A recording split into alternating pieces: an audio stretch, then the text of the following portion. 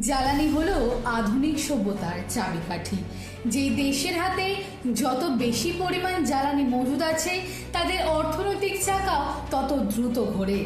কিন্তু সাম্প্রতিক কালে প্রতিবেশী দেশ বাংলাদেশে চলছে তীব্র জ্বালানি সংকট। অবস্থা এতটাই খারাপ যে বিদ্যুৎ উৎপাদন ঠিক রাখতে গেলে সার কারখানায় গ্যাসের যোগান কমাতে হয়, আবার সার কারখানা চালু করলে বিদ্যুৎ কেন্দ্রে টান পড়ে।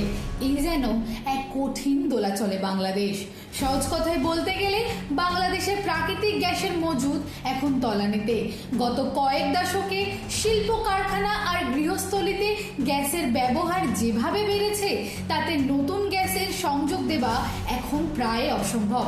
তার উপর রয়েছে ডলার ক্রাইসিসের ভয়, কারণ আমদানিকৃত জ্বালানির ওপর নির্ভর করতে গেলে দেশের বিদেশি মুদ্রা রিজার্ভেও চাপ পড়তে পারে। এই সংকটের মধ্যেও আশার আলো দেখাচ্ছে তাদের রাষ্ট্রীয় সংস্থা বাপেক্স। বিদেশি কোম্পানিগুলোর তুলনায় কম খরচে এবং দক্ষ হাতে গ্যাস খুঁজে বের করার সুনাম রয়েছে তাদের। কিন্তু সমস্যা একটাই, বিনিয়োগ আর আধুনিক প্রযুক্তির অভাব। স্থলভাগের বড় একটি অংশ এখনো ভূতাত্ত্বিক জরিপের বাইরে, অথচ সেখানেই হয়তো লুকিয়ে আছে সমাধানের পথ। তবে সবচেয়ে আকর্ষণীয় বিষয় হলো বঙ্গোপসাগর। 90 দশকে জার্মান গবেষণা জাহাজ আরভিসনের গবেষণায় যাহা গিয়েছিল, বঙ্গোপসাগরের তলদেশে প্রচুর পরিমাণে মিথেন গ্যাস হাইড্রেট জমা রয়েছে।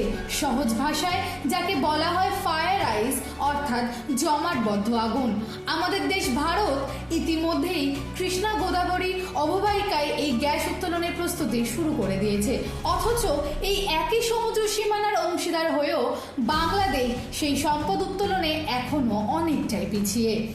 ভারত ও বাংলাদেশ উভয় দেশই বঙ্গোপসাগরের ব্লু ইকোনমি সম্ভাবনাকে কাজে লাগাতে চায়। বিশেষজ্ঞরা মনে করছেন, বাংলাদেশ যদি স্থলভাগের পাশাপাশি সমুদ্রের গভীরেও অনুসন্ধান চালাতে চায়, তবে জাপান, চীনের মতো সহযোগী দেশের পাশাপাশি ভারতের সাথেও প্রযুক্তিগত অভিজ্ঞতা বিনিময় তাদের কাজটিকে আরও সহজ করে দিতে পারে। তবে শুধুমাত্র আমদানির উপর নির্ভর করে একটি দেশের জ্বালানি নিরাপত্তা দীর্ঘমেয়াদে নিশ্চিত করা সম্ভব নয়। বঙ্গোপসাগরের তলদেশে থাকা এই অঢেল সম্পদ সঠিক প্রযুক্তিতে কাজে লাগাতে পারলে বাংলাদেশ এই জ্বালানি সংকট অনেকটাই কাটিয়ে উঠতে পারবে। বাপেক্সকে আধুনিক যন্ত্রপাতিতে ঢেলে সাজানো এবং নিজস্ব খনিজ সম্পদের যথাযথ ব্যবহারই এখন বাংলাদেশের ঘুরে দাঁড়ানোর আসল চাবিকাঠি। শুধু আমদানির উপর ভরসা করে আর কতদিন? সময় হয়েছে নিজস্ব প্রাকৃতিক সম্পদের সঠিক ব্যবহার করে ঘুরে দাঁড়ানোর। দিশা দাসের report, headlines, Kolkata. Ma, there's this new Bengali matrimonial website, BearBandhan.in. It's safe, verified, and just for us. Really? देर न करें, आज ही रजिस्टर करें।